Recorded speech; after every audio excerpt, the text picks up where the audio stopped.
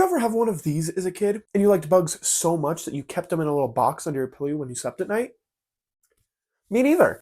Today we're going to be talking about slivers. Mr. Wormhammer, please don't be mad at me. But yes, today we are talking about Magic's cute little swarm of bugs that, you know those cute little ones. They just kind of sit there on the corner of the table and don't do much. Yeah, those ones. For this video, as well as the mechanics of the slivers and how to make a deck about it, we are also going to be opening up with talking about a lot of the lore. And yes, I know there's going to be an inordinate amount of crybabies in the comments getting mad because I'm talking about one of Magic's most powerful tribes. And they can't help but think of the time that little Timmy pissed on their deck because they got out the first sliver on turn 3.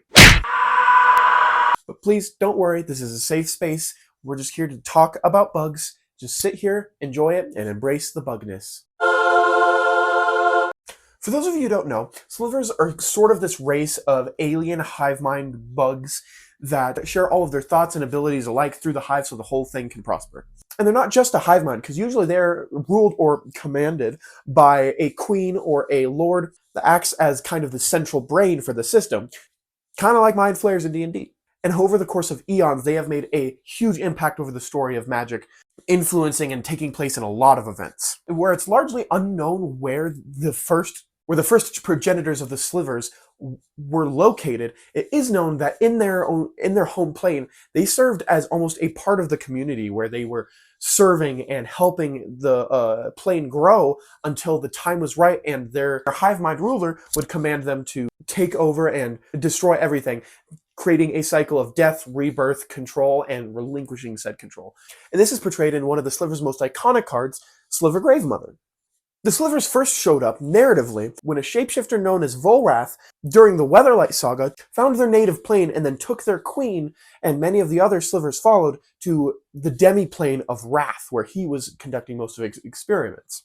So he took him there so he could study him, and mostly so he could find a way to make his own. But unfortunately for him, unfortunately for us, he failed and just came out with a couple uninteresting blobs of vanilla ice cream that really didn't contribute much to society. And obviously they escaped, causing terror everywhere they could, killing as many people as possible. And this is not the last time this is going to happen. And then, the Sliver Queen, as well as most of the others that just didn't end up escaping, got killed in a fiery volcano when the plane of Wrath and the plane of Dominaria kind of got smushed together in a weird cosmic PB&J. Don't ask, it's a whole nother storyline entirely, and we're just not going to get into that today. Oh yeah, and at one point, Karn actually convinced the Sliver Queen to give him the big bad evil MacGuffin of destruction, or the legacy weapon if you're boring. And he convinced her to do this by simply stating that he is its daddy, just like she is the Sliver's mommy. Naturally understanding, she obliged. Then, as I mentioned, because people never learn, 100 years later, after Urza had destroyed everyone and everything on the plane of Dominaria with one of his serial bowls of destruction, this research project began, called the Riptide Project.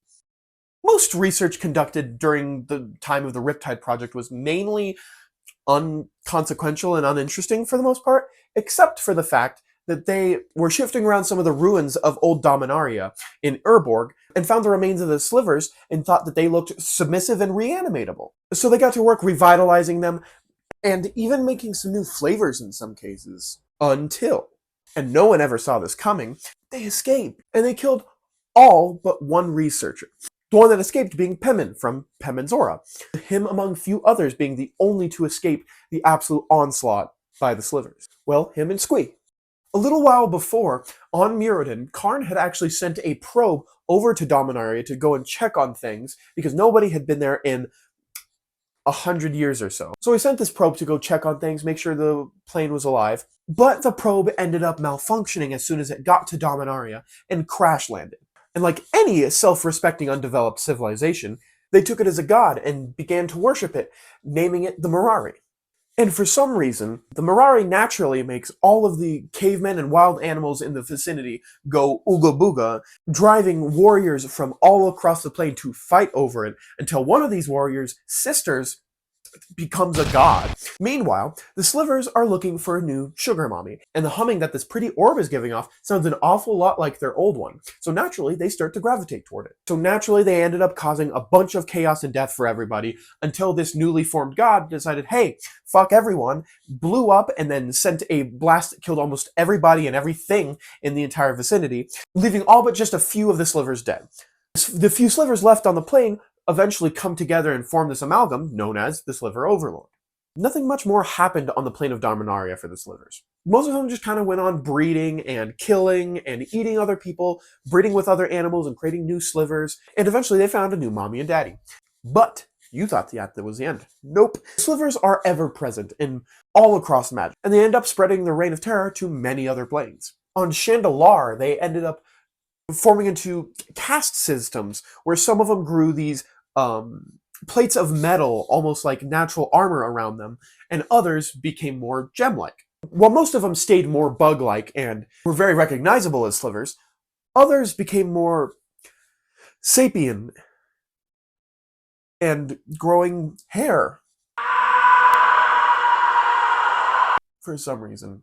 And on Alara, there's maybe slivers, because we have slivers with Cascade, Exalted, and Unearth for the first sliver's chosen, and Dreadscape sliver, but nothing has been confirmed yet.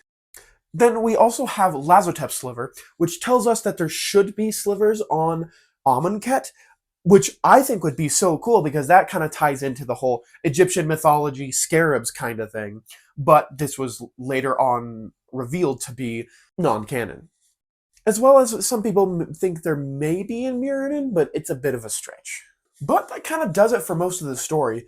They're not really quite sentient, so they don't have a lot of, like, intrigue when it comes to them. They're all over the place, and they did a lot, but for the most part, it's footnotes and mentions of people who have died at the hands of slivers. So with that, we're going to move on and talk about some of the mechanics of slivers. While slivers are very simple in the fact that, yes, all slivers really need to work are just more slivers. Well, technically, you could just build a 100-card commander deck with a legendary sliver as your commander, 30-something lands, and 60-something sliver creatures. That is one of the quickest ways to make an unfun and very slow sliver deck. And if you want my advice, which you've gotten this far into this video, so obviously you might want some of it, when you're choosing to play a sliver deck, you know the stigma that kind of comes along with it. And if you don't, now you do. You know you're the bad guy.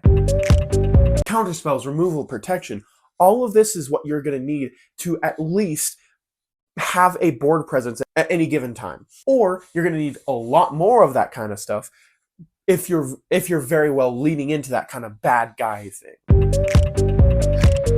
Okay, I'm done. Duh. And if you're going the 5-color route, because there's no other way to play slivers, right? You'll have access to all the 5 colors, which means you have all of the cards you'll ever need. From shapeshifters, to mana, to interaction, to card draw. But also, you're going to need a very, very solid mana base, which means fetches, duels, shocks, all of it. And if you're like me and are a little worried on the price and are not going to spend that much on a mana base, proxy. Also, I'll have my list for a generalized 5-color mana base linked in the description, so all you have to do is copy and paste that and tweak a couple basics. The key to making a really good sliver deck is not only having a really good land base, but it's being able to balance early game and late game threats throughout the entire game. Well, yes, there's amazing 4, 5, and 6 drop slivers that are going to be the things that win you the game, but those in your hand don't mean anything when you can't get stuff out early enough to also have a board presence. And just the nature of being a sliver deck, you are going to be the target a lot of the time. So a lot of this stuff will help you rebuild very quickly. That is your biggest strength in a deck, is being able to rebuild quickly. Get your cheap slivers out, get your other stuff out, so as soon as you can build back to where you were, because all of the board wipes going crazy in this format right now, you're going to need a lot of help when it comes to that. And obviously, the biggest part of being able to rebuild is having the mana and the card draw. And at any point, if you're thinking, oh, I have Mana Weft Sliver in my deck, I don't also need a Gemhide Sliver, they do the same thing. Yes, you do. And many others. Dryad of the Elysian Grove is a great card in this because not only is it phenomenal fixing, you'll never have to worry about what you're tapping your lands for again, but also he is fantastic ramp because you will be drawing enough cards, hopefully, to be able to get that second land drop each turn. Then I run also some of the bad guy cards of Rhystic Study, Mana Tithe. I really love Descent into Avernus. Any of these huge, big impact value engines are just going to make your deck hum. Are just going to make your deck work together so well. And you're never going to hear me say this ever again about any other deck, because usually when it comes to different strategies in Magic, you either go tall, go wide, quantity or quality. It doesn't really matter. It's just kind of what the deck wants. You want to choose one of them, though. With slivers, quantity is quality because of the natures of the sliver and how they play off each other. So really, when you're going into this, you want to have as many slivers as possible. That is your goal. Critical mass of slivers. Not all of the 6 mana slivers. You have like 4, 5, 6 mana slivers. No. You want as many of them as possible. That's why one of the most powerful sliver commanders of all time is the first sliver, because you get a sliver, or at least another spell, for every sliver you cast. Now, remember when I said the only way to build a sliver deck is 5 colors? I lied. Well, yes, all of the 5-color legendary slivers and the biologist are really, really cool, and they allow you to play any card you want in your deck. Well, that isn't stopping you from making a multicolor deck that's 2 or 3 colors. Well, yes, you probably don't want to make a mono black sliver deck. A Gruul sliver deck or maybe a mono green sliver deck could work very well. There are 122 sliver cards. There's 29 black slivers, 30 blue slivers, 31 green slivers, 36 red slivers, and 37 white slivers. And then you have 4 colorless sliver cards, and 16 of them are going to be multicolored. So you could still very well make a Bant sliver deck with Chulane or Galadriel as your commander, or a Temur sliver deck with Animar. Or you could make a Golgari sliver reanimator deck with Marin of Clan Nel Toth. One of my favorite ideas for this is that you can pair a Chroma Vision of Ixildur with any other legendary partner commander, make a sort of any color keyword tribal sliver deck, which I think is just fantastic. There's way more ways to build slivers than just what you see at a first glance. Oh, what's that? Oh, it's time for Cool Bug Fact. Did you know that if you somehow got every single sliver in Magic's history all out on the battlefield at the same time, your most simple sliver, your metallic sliver, will read as follows. Absorb 1, Afflict 2, Cascade, Death Touch, Defender, Double Strike, Encore, Random, If there's a creature disrupt the battle, this creature has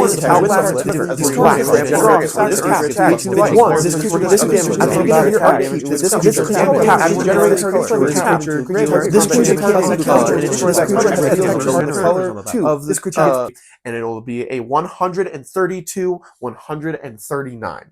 For a card with a grand total of 815 words and 4,168 characters. Whew! Wow, okay, that brings us to the end of this episode. I hoped you all liked it. I worked really hard on this one, and I had a lot of fun making it and recording it, to be totally honest. So consider liking if you did, and subscribing if you wanted to see more of this. But thank you all so much for sticking till the end of this video, and we're going to see you next time. Peace.